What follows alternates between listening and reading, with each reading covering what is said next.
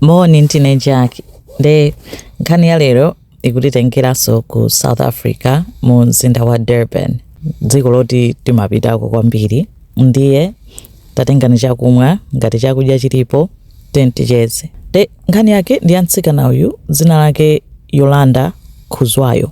Yolanda amakhala ku Durban ena amakhala ndi abale ake, mayi ake, abambo ake, analinso ndi ma siblings ambiri eti azichimwene azichemwali kuti banja lalikulu ndithu.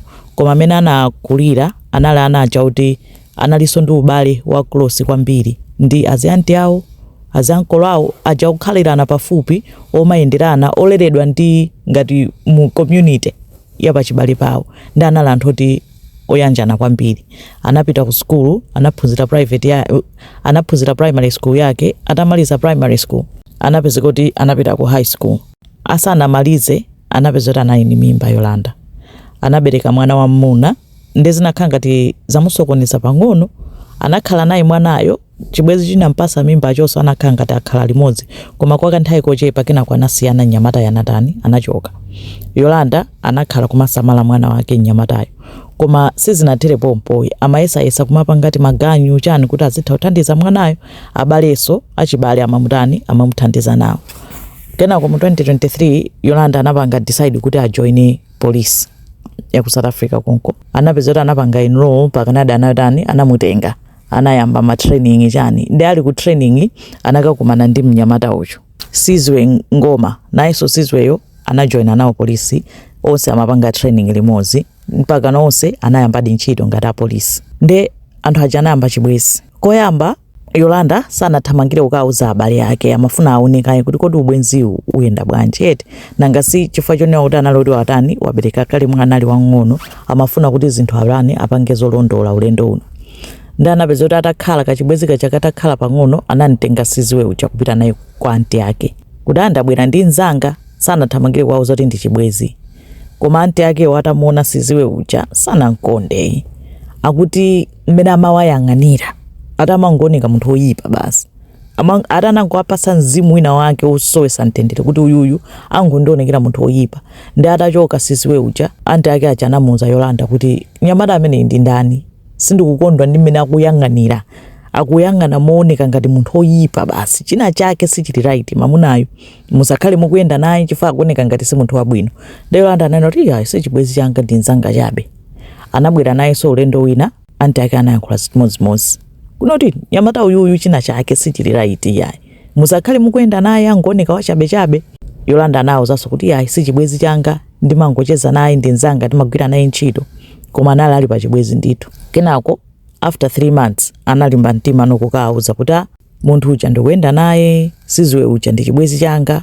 Ndi anti yake anamufunsa chilungamo kuti ineyo ndingofuna undiuze kuti ndiotani chifukwa china chake sichili right. Ndi Yolanda ananena kuti koma amakonda ndimenya eti takhala pa chibwezi pa nthawi yochepa, koma nthawi zonse amandimenya, kanga chepe amandimenya. Ndi anti yake anamuuza kuti ndinakuuza kale kuti amangooneka munthu wankaza wina wake. Ndi iweyo sunamve wapitiriza mpaka na chibwenzi apa kundiuza kuti amakumenya. Ngati uli wanzeru undimvera umutani umusiye. Anamuuzitsa kuti umusiye nyamata amene sangakuthandize. Ndi Yolanda uja atamva anaona ngati kuti mwina anti yake basi angokhala kuti basi angomuda munthuyo. Ndi anasiya kuwauza china chilichonse chokhudza Sizwe, koma sanamusiye Sizwe uja, amayenda nayebe ndipo amapitirizabe kumamenya. Ndi Yolanda anali ndi anzake ambiri, anali nkhalidwe loma auza anzake aja Sizwe wandimenya, Sizwe wandimenya. Ndi anzake amamfunsa kuti kodi tsono anthu ndi chibwezi chabe angokhalira kumakutani kumakumenya, zimene zipangika mpaka naliti. Kenako mosakhalitsa Yolanda anapeza kuti ali ndi mimba. Anamuuza Sizwe uja kuti ndi ndi mimba, anawuzanso anzake kuti ali ndi mimba, koma amabisira anti yake ndi abale ake ena. Amaopa kuti auza bwanji nangasi anawuza kale kuti amandimenya amatani, anthu amamuuza kuti musiye, ndi iye amati yayi. Ndi anakhanga kuti anali confused, samadziwa kuti atani chifukwa ali ndi mimba choncho akuti amammenya. Ndi amaganiza kuti afuna kuchosa mimbayo. Anawuza anzake kuti ambwereke ndalama akachose mimba. Nzake ena anampasa ndalama, ananyamuka anapita kukacheza kwa Sizwe. Basi anabwerera anzake aja ziti pati pano ali ine ndi Sizwe tinapita kukatani, tinapita ku skani, takaona skani mwana atamuona pa skani chani. Anzake aja nangoti okay chabwino. kuoneka kuti chibweziso chakhazikika chikupitirira. Posakhalitsa akuti basi Siziwe ujaso ndamutani ndamusiya anandimenyanso kaya zinatani akawuzaso anzake aja ndifuna support anzake akumulimbisa mtima kenako wabwereranso kwa Siziwe uja nde mpaka na anzake wina anamutumizira voicemail kunena kuti you know what ife ndife anzako ndipo timakukonda tiufunira zabwino koma upange decision chifukwa zoma ngoti wabwera ukuzati wasiyana naye sukumfunaso wabwera ndikuchosa mimba wabwerera uli naye ukutisokoneza ife situkudziwa kuti tikupange support mwa mtundu wanji eti situkudziwa lero tikudziwa unena kuti yayi Yolanda akhala ndi mwana mawa aisa akhala ndi mwana nkuja wabwererana ndi Siziwe ife ndeti ziti chani ukutipanga confuse upange decision mwanayo ndi wako ulikaleni mwana wina unamulera bwinobwino akukula uyu sokhoza kukhala naye kukhala bwinobwino popanda ivuto sukuti ukufunika kukhala ndi Siziwe kuti iwe ukhazikike ndi mwanayo komanso ngati ukuona kuti bola ukhale ndi Siziweyo ingokhala ni pangani decision mukhala ndi Siziwe koma zonga tolero wanena ichi ukutichita confuse komanso ukudzichita confuse weka sizikuthandiza anamusira chichi voice memo cha tunthu komano ndi voice memo choti amayankhula chizungu ndi chakwawo eti ndi aitali sindipanga adi voicemail koma ilipo ndithu yoti anamutani anamuyankhula kwambiri kuti anzake achikondi ndithu kumuza kuti panga decision kuti chita kuthandize moyo wako njani nde Yolanda anabwereranso kwa Siziwe nde pa 31 March 2024 anapezeka kuti Siziwe ndi Yolanda anapangitsa pate ku flat ya Yolanda anaitana azinzawo anthu amene amagwira nawo ntchito chani ndi atamaliza pateyo anthu atamwayimwamo kumapita kunatsala Siziwe ndi Yolanda ndi akuti Siziwe anatenga phone ya Yolanda kuyamba kuyang'ana mu phone muja nkupeza ma message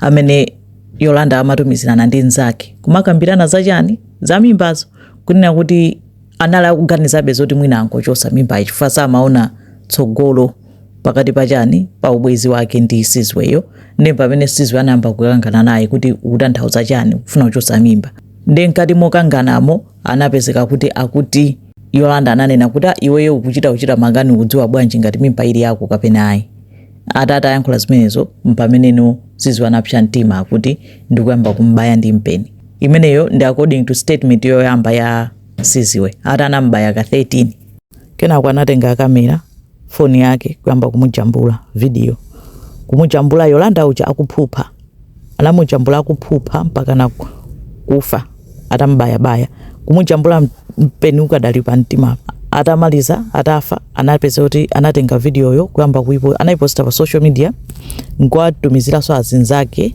ndi abale yake ena nkuthawa Yolanda nde abale yake atayiona abale yake Siziweyo anamuza kuti no nyamuka kadzipereke ku polisi sunga pange zonezi ndi ananyamuka anapita ku polisi Siziwe uja kwazipereka nkhani ikadali ku court ndi nkhani yonena kuti zonse zambiri ndi ma allegations eti kuti pa chizungu chake ndoganiziridwa mpaka panopo kesi ikadali ku court sinapita kwina kulikonse chifukwa choti iyeyo akumanena kuti alibe lawyer Siziweyo amati alibe lawyer ndi kesi ikwaniko upitirira faina kuti alibe omuyimirira ndi akadali mundende anamutsekera ndi Olanda yakeyo Yolanda ndokwiya kwambiri kuti ineyo munthu uyu ndinaona kunena kuti china chake sichili right analibe mzimu anali mzimu wopsa kwambiri ngati anali nawo ndi kesiyo ikadapitirirabe koma Yolanda anafa choncho zithunzi zake ma video yake anaposita pa social media atamupha atambaya akuphupha imagine nkhaza zake za mtundu wanje